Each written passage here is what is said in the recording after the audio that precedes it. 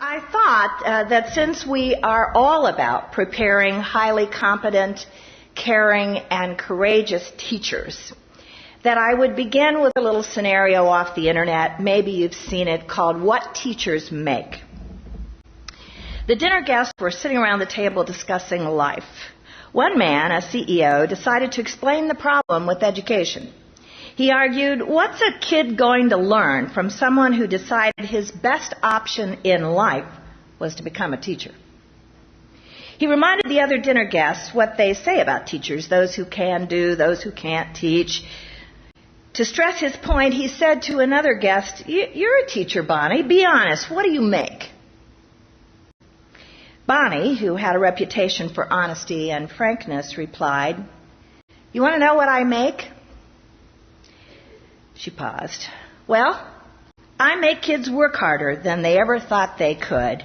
I make a C+ feel like a Congressional Medal of Honor. I make kids sit through 40 minutes in class time when their parents can't make them sit for 5 minutes without an iPod, a GameCube, or a movie rental.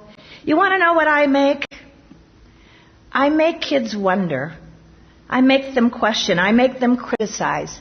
I make them apologize and mean it. I make them respect and take responsibility for their actions.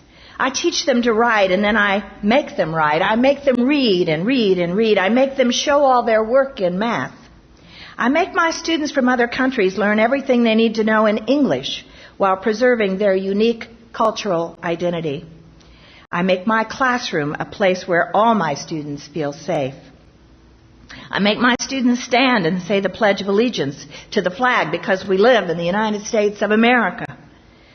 Finally, I make them understand that if they use the gifts they were given, work hard and follow their hearts, they can succeed in life. She paused one last time. Then, she said, when people try to judge me by what I make, I can hold my head up high and pay no attention because they are ignorant. You want to know what I make? I make a difference.